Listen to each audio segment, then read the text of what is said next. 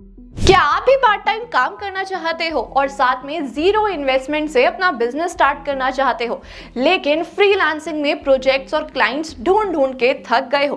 तो ये वीडियो है आपके लिए, क्योंकि आज मैं आपको बताने वाली हूँ एक ऐसा बिजनेस आइडिया जिसमें आपको अपना ज्यादा टाइम भी इन्वेस्ट नहीं करना और साथ में आपको कोई अमाउंट भी इन्वेस्ट नहीं करना, यानी जीरो इन्वेस्टमेंट से आप अपना एक बिजनेस खड़ा कर सकते हो, क्लाइंट्स को कनेक्ट कर सकते हो और साथ में एक रेगुलर इनकम भी जनरेट कर सकते हो। इस वीडियो को एंड तक जरूर देखना और आगे बढ़ने से पहले अगर आप हमारे चैनल पे न्यू हो तो चैनल को सब्सक्राइब करना, बेल आइकन को प्रेस करना, इस वीडियो को सभी के साथ शेयर करना बिल्कुल भी मत भूलना।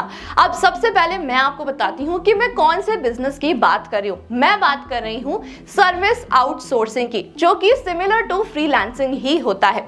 फ्रीलांसिंग में हम क्या करते हैं, हम एक क्लाइंट ढूंढते हैं जो कि वन टाइम प्रोजेक्ट हमें देता है और एक पर्टिकुलर टाइम पीरियड में उस प्रोजेक्ट को खत्म करके हम क्लाइंट को दे देते हैं और उसके बदले हमें कुछ अमाउंट ऑफ मनी मिलता है और साइकिल इसी तरीके से रिपीट करती है।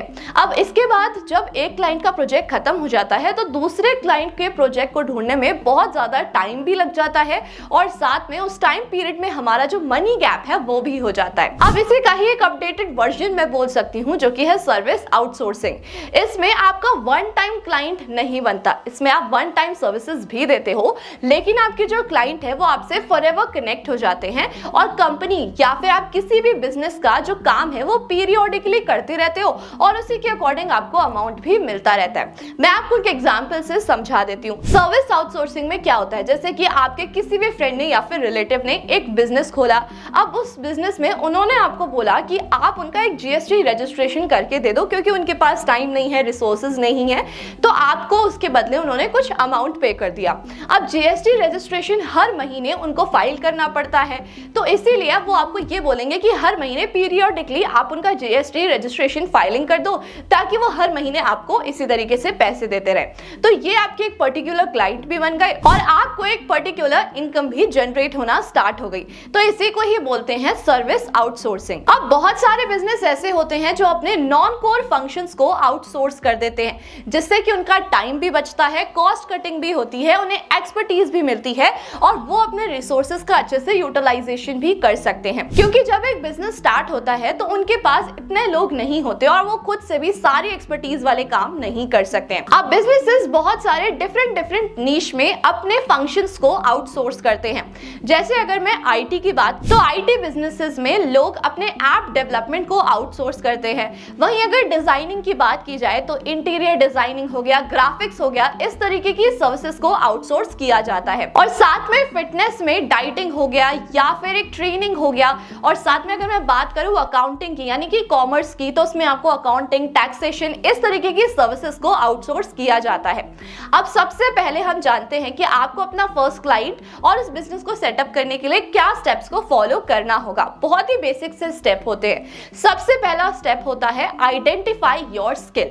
अब अगर आप देखो तो बिजनेस आपको क्यों हायर कर रहा है, बिजनेस आपको पैसे क्यों दे रहा है, क्योंकि वो आपको एक स्किल में एक्सपर्ट मानता है। अगर आपको ऐसा लगता है कि आपके पास डिफरेंट स्किल्स हैं जिसमें आपकी डिफरेंट एक्सपर्टीज हैं, तो आपको उन स्किल्स की सबसे पहले लिस्ट बनानी है और आप उसी लिस्ट के अकॉर्डिंग ये देख सकते हो कि कौन कौन से इनकम सोर्सेज मार्केट में अवेलेबल है। जैसे कि अगर आपने कॉमर्स में एक्सपर्टीज की हुई है या फिर आपने कॉमर्स की सीए पढ़ाई की हुई है, लेकिन आप बाहर जाकर जॉब नहीं करना चाहते हो, तो आपको अकाउंटिंग का इजीली सर्विसेज मिल जाएगा, जो कि आप किसी भी बिजनेस से कनेक्ट कर रेगुलर बेसिस पर कर सकते हो। अब वहीं अगर मैं बात करूं डिजाइनिंग की, जैसे कि आपको ग्राफिक्स आते हैं या फिर आपने ग्राफिक्स का नया कोर्स किया है, तो आप ग्राफिक्स में भी जा सकते हो और कंपनी से कनेक्ट कर सकते हो, ताकि वो आपको इसी से रिलेटेड प्रोजेक्ट्स बना के देते रहे। जैसे मैं आपको एक एग्जांपल दे देती हूँ, बहुत सारे यूट्यूब चैनल्स ऐसे होते हैं जिनके पास थंबनेल क्रिएटर नहीं होता है। अगर आपको ग्राफिक्स आते हैं तो इन दैट सिचुएशन आप उनके लिए थंबनेल्स भी बना सकते हो, क्योंकि वीडियोस तो रेगुलर बेसिस पर अपलोड की जाती हैं। तो इस तरीके से आप क्लाइंट्स को कनेक्ट कर सकते हो। लेकिन सबसे पहला स्टेप होता है आइडेंटिफाई आइडेंटिफाई योर स्किल। उसके लिए मैंने आपको बता दिया, आपको एक लिस्ट बनानी है और उसके अकॉर्डिंग आपको ये देखना है कि कौन कौन से इनकम सोर्सेज अवेलेबल हैं या फिर कौन कौन सी सर्विसेज आप प्रोवाइड कर सकते हो। और हाँ, उसमें से आपको बेस्ट ऑप्शन चूज करना है जो आपके स्किल के अकॉर्डिंग भी हो और आपके इनकम सोर्स के अकॉर्डिंग भी हो। अब अगर हम बात करें स्टेप 2 की, स्टेप 2 है बेसिक सेटअप।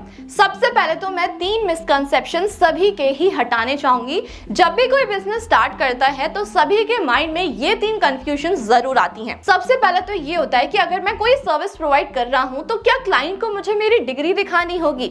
ऐसा कुछ भी नहीं होता। आपको कोई भी स्पेसिफिक डिग्री की जरूरत नहीं होती। आपके पास सिर्फ स्किल होनी चाहिए और आपके पास कुछ काम होना चाहिए जो आप अपने क्लाइंट्स को दिखा सकते हो ताकि क्लाइंट्स आपके ऊपर ट्रस्ट कर सके। उसके बाद अब जो बिजनेस स्टार्ट ही नहीं हुआ था उससे पहले ही लोग क्या करते हैं, अपनी कंपनीज को रजिस्टर करा लेते हैं, ट्रेडमार्क बनवा लेते हैं। तो ये जरूरी नहीं होता कि आपके पास कोई रजिस्टर्ड कंसल्टेंसी हो। आप अपना पहला प्रोजेक्ट अपने नाम पर भी कर सकते हो और उसका अमाउंट अपने अकाउंट में भी ले सकते हो। स्टिल अगर आपको ये चाहिए कि आपकी एक कंपनी बनी हो तो 1 या 2 क्लाइंट का काम करने के बाद आप अपनी कंपनी बना सकते हो और साथ में एक बिजनेस खोलकर करंट अकाउंट ओपन करा सकते हो। अब थर्ड अगर बात की जाए तो लोग क्या करते हैं, जीएसटी रजिस्ट्रेशन करा देते हैं बिजनेस स्टार्ट होने से पहले या फिर सर्विसेज देने से पहले ही। तो मैं आपको बता दूं कि आपको जीएसटी रजिस्ट्रेशन की जरूरत नहीं होती है। अगर आप कोई भी सर्विस वाला बिजनेस स्टार्ट कर रहे हो तो आपका टर्नओवर 20 लाख या फिर उससे ज्यादा होना चाहिए, तभी आपको जीएसटी रजिस्ट्रेशन की जरूरत पड़ती है। तो जरूरी नहीं है कि आपको जीएसटी रजिस्टर कराना ही हो, आप बिना उसके भी अपना सर्विस बिजनेस स्टार्ट कर सकते हो। अब ये जो 3 मिसकंसेप्शंस थे आपको हमेशा याद रखने हैं कि ऐसा कुछ भी नहीं होता है। अब अगर बेसिक सेटअप की बात की जाए तो इन 3 चीजों को छोड़ के आपको राइट जगह पर अपना इन्वेस्टमेंट करना चाहिए। जैसे कि आप नया बिजनेस स्टार्ट कर रहे हो तो इन दैट सिचुएशन सबसे पहले आपको अपनी वेबसाइट क्रिएट करनी चाहिए जो कि एक प्रोफेशनल लुकिंग वेबसाइट हो। जब भी कोई क्लाइंट आपसे कॉन्टैक्ट करेगा तो वो आपकी वेबसाइट जरूर चेक करेगा कि आप क्या काम करते हो, कैसा काम करते हो, और वही आपका फर्स्ट इंप्रेशन होता है। उसके बाद आप विजिटिंग कार्ड्स को प्रिंट करा सकते हो ताकि हर किसी तक आपकी इंफॉर्मेशन पहुंच सके कि आपने इस तरीके का कोई भी बिजनेस स्टार्ट किया है। अब स्टेप 3 है गेटिंग योर फर्स्ट क्लाइंट, कि आप अपना फर्स्ट क्लाइंट लेकर कैसे आओगे। आजकल के टाइम पर बहुत सारी सोशल मीडिया एप्लीकेशंस अवेलेबल हैं जहां पर जाकर आप अपने बिजनेस को रजिस्टर कर सकते हो, वो भी बिना किसी अमाउंट के या फिर बिना किसी चार्जेस के। और साथ में अगर मैं बात करूं गूगल की, तो गूगल पे भी आप अपना बिजनेस रजिस्टर कर सकते हो। जैसे आप जीएसटी रजिस्ट्रेशन बिजनेस अगर आप गूगल करोगे तो वहां पर आपके पास बहुत सारे आउटसोर्सिंग सर्विसेज आ जाएंगे।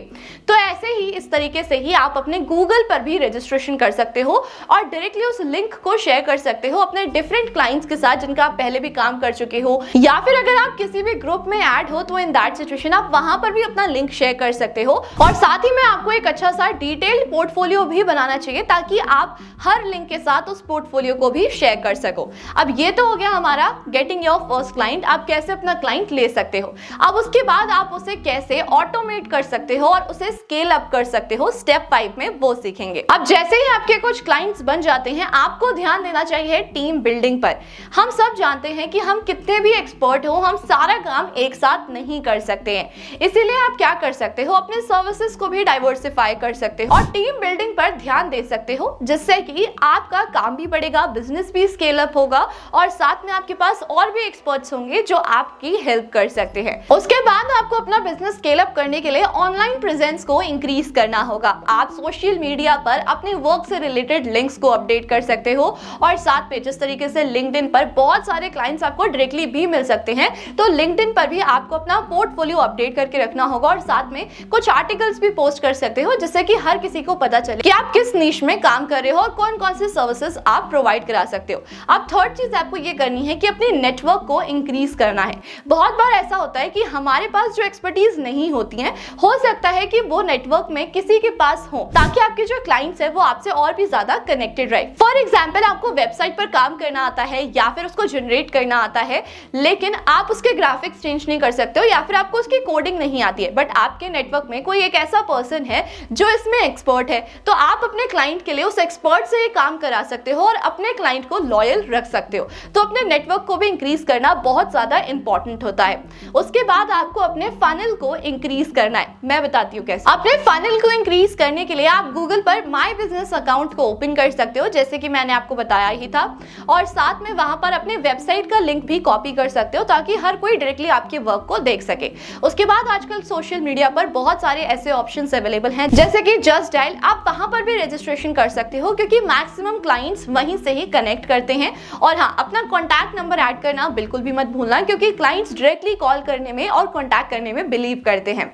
उसके बाद मैंने आपको बताया सोशल मीडिया पर जितना हो सके आपको पोस्ट करना है और साथ में आप अपने सर्विसेज से रिलेटेड भी कंटेंट को पोस्ट कर सकते हो ताकि लोग ज्यादा समझें और लोगों को समझ आए कि आप किस तरीके का काम कर रहे हो और कौन सी सर्विसेज को प्रोवाइड करा रहे हो। सो एट लास्ट मैंने आपको बताया सर्विस आउटसोर्सिंग के 4 स्टेप्स जिससे आप इजीली अपने बिजनेस को सेटअप कर सकते हो और अपने लिए एक रेगुलर इनकम जनरेट कर सकते हो। स्टिल आपको कोई भी कंफ्यूजन है आप मुझे कमेंट करके पूछ सकते हो। इस वीडियो को जितना हो सके उतना शेयर कर देना ताकि हर कोई अपने लिए एक जीरो इन्वेस्टमेंट वाला और पार्ट टाइम बिजनेस स्टार्ट कर सके।